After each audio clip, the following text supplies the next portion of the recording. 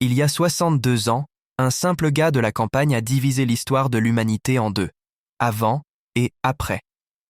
Le 12 avril 1961, Youri Gagarin a ouvert de nouveaux horizons à l'humanité et est devenu une véritable icône, l'idole des foules, le chouchou des femmes et l'invité d'honneur dans tous les pays. Sa vie a été éclatante, mais bien trop courte. Pourquoi lui, et pas un autre, a-t-il été choisi pour ce premier vol?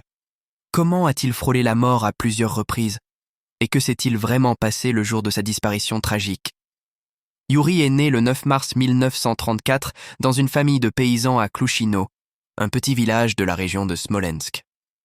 Son enfance a été marquée par la guerre. Un avion soviétique a été abattu près du village, le pilote a survécu, et le petit Youra, fasciné par ses médailles, a décidé qu'un jour, lui aussi volerait.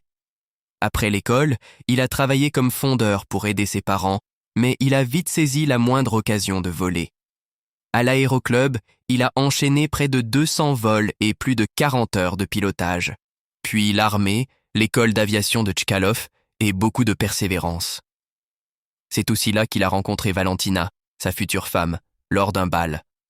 En 1959, en pleine course à l'espace entre les États-Unis et l'URSS, on a commencé à chercher des pilotes pour une mission spéciale. Les médecins ont passé en revue plus de 3000 dossiers pour trouver des hommes petits, légers, résistants. Youri a été sélectionné parmi 20 pilotes. Les épreuves étaient terribles, centrifugeuses, vol en apesanteur, changements brusques de température et de pression, tests psychologiques et des dizaines de sauts en parachute. En 1960, il ne restait plus que 6 finalistes. Le choix entre Gagarin et Titov n'a été fait qu'à la toute dernière minute. Officiellement, ils étaient tous les deux parfaits, mais le charisme et le calme de Youri ont fait la différence. Korolev, le père du programme spatial, a été touché par son attitude humble. Il avait même retiré ses chaussures en montant dans le cockpit pour ne pas salir. Et, bien sûr, la politique a pesé. Gagarin était un garçon du peuple, membre du parti, avec ce sourire désarmant qui plaisait à tout le monde. La nuit avant le vol, il n'a presque pas dormi. Le matin, alors qu'on lui enfilait son scaphandre, on s'est rendu compte que son casque n'avait aucun signe distinctif. À la hâte, on y a peint les 4 lettres CCCCP. 2 heures avant le lancement, il était déjà installé dans le vaisseau, vérifiant calmement les instruments, plaisantant et chantonnant. À 9 sept, le 12 avril, il a lancé son fameux Poechali. On y va. Le vol a duré 106 minutes. Gagarin riait en observant l'apesanteur et racontait par radio « Je me sens bien, tout flotte, c'est magnifique. » Mais tout aurait pu mal tourner. À cause d'un problème technique, l'orbite du vaisseau est montée plus haut que prévu, 327 km au lieu de 230. S'il n'était pas redescendu, il serait resté coincé dans l'espace, alors que les réserves de nourriture et d'oxygène ne suffisaient que pour 10 jours. Le système de freinage a fonctionné, mais le vaisseau a commencé à tourner sur lui-même de manière incontrôlable.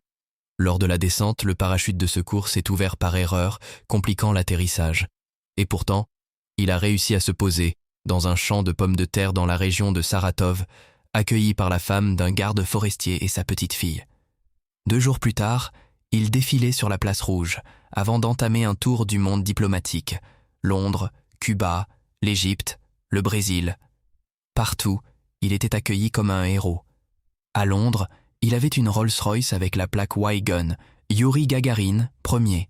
À Buckingham, la reine Elisabeth l'a reçu en personne. À Cuba, Castro et Che Guevara l'ont enlacé. En Égypte, il a reçu les clés dorées des villes du Caire et d'Alexandrie. Sa popularité était planétaire. Mais il n'a jamais cessé de travailler. Il a intégré l'Académie Joukovski, est devenu député, puis adjoint au Centre de préparation des cosmonautes. Il rêvait de repartir dans l'espace, mais ses supérieurs refusaient de mettre en danger leur héros national. Le 27 mars 1968, pendant un vol d'entraînement sur un MiG-15, la radio s'est tue 6 minutes après le décollage. Les recherches ont duré plusieurs heures avant de retrouver les débris. Gagarin n'avait que 34 ans. Les causes de l'accident sont restées classées secret défense pendant des décennies. Certains ont parlé d'une manœuvre d'évitement, d'autres de la turbulence laissée par un autre avion ou d'une erreur liée au mauvais temps. Les théories complotistes n'ont jamais manqué, mais la plupart des experts parlent d'une chaîne d'erreurs humaines. Aujourd'hui encore, le nom de Youri Gagarin reste un symbole de courage et de progrès. Des villes, des rues, un cratère sur la Lune et même une petite planète portent son nom. Il restera pour toujours le premier homme à avoir prouvé que la Terre est petite et que le ciel, lui, n'a pas de limite. Et vous, qu'en pensez-vous ? Était-il vraiment le meilleur d'entre tous ou juste l'élu du destin ? Que serait-il devenu s'il avait eu plus de temps ?